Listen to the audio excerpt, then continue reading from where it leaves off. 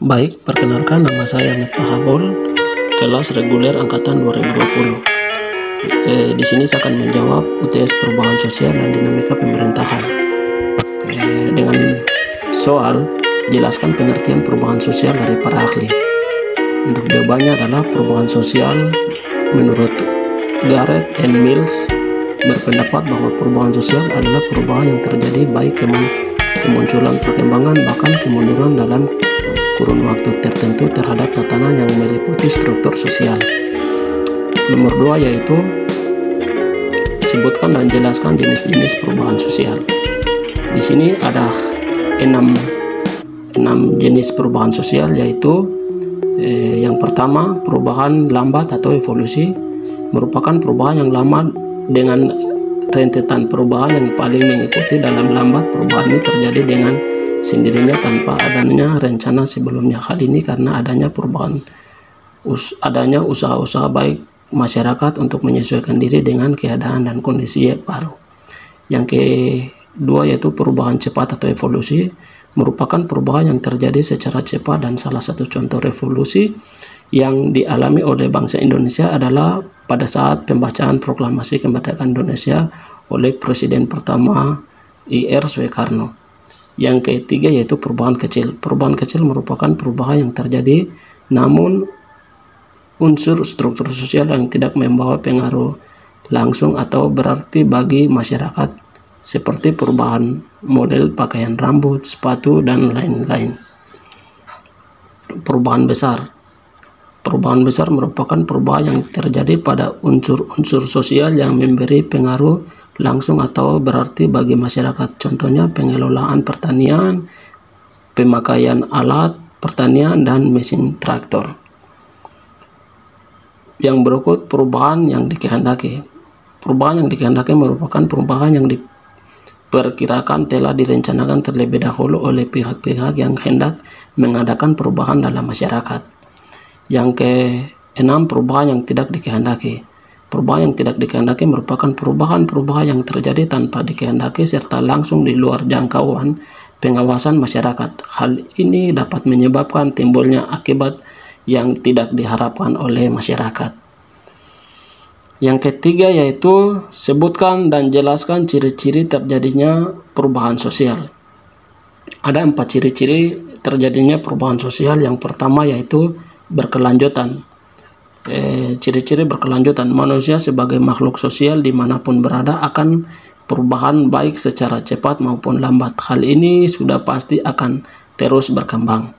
Yang kedua yaitu inisiatif. Inisiatif atau biasa disebut meniru. Jika ini dilakukan oleh suatu kelompok sosial, maka akan diikuti oleh kelompok sosial lainnya. Yang berikut hubungan timbal balik. Perubahan ini tidak hanya sebatas pada hubungan material atau imaterial saja, tetapi bisa terjadi pada keduanya. Hal ini terjadi karena adanya hubungan timbal balik antara keduanya. Yang keempat yaitu dilakukan secara sengaja. Perubahan sosial bisa saja terjadi di mana saja, mulai masyarakat, desa, sampai kota. Hanya mungkin tingkat perubahan yang berbeda antara satu tempat dengan tempat lainnya, dan lain-lain. Nomor 4 yaitu sebutkan dan jelaskan perubahan sosial dari 4 pandang, yaitu yang pertama klasik, equilibrium, konflik, dan modernisasi. Saya akan jelaskan di sini menurut klasik atau perubahan sosial dari pandangan klasik. Menurut dari 3 para ahli, Karl Marx, Weber, Emil Durkheim, teori ini menyatakan bahwa perubahan sosial diakibatkan oleh adanya pengalaman masyarakat itu sendiri sebagai bentuk penyesuaian diri. Yang kedua yaitu menurut Malver mengemukakan bahwa perubahan sosial merupakan perubahan dalam hubungan sosial atau relationships atau sebagai equilibrium hubungan sosial. Yang ketiga yaitu konflik. Adanya pertentangan atau pertikaian dalam kehidupan masyarakat. Konflik sosial dapat dipengaruhi oleh beberapa faktor yang dapat mempengaruhi adalah beberapa pendapat, kepentingan, dan kebudayaan perubahan sosial yang berlangsung cepat. Yang keempat yaitu pandangan menurut modern. Perubahan sosial adalah perubahan yang terjadi di lingkungan masyarakat, mencakup perubahan keduanya, di mana di dalamnya terdapat nilai-nilai dan kehidupan modern.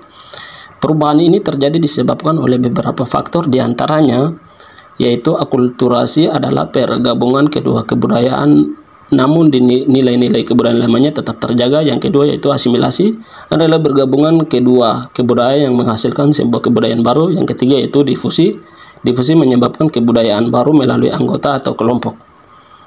Nomor 5 yaitu kemukakan pendapat individu tentang perubahan sosial yang terjadi di lingkungan masing-masing. Terdapat 5 tahapan pertumbuhan masyarakat modern.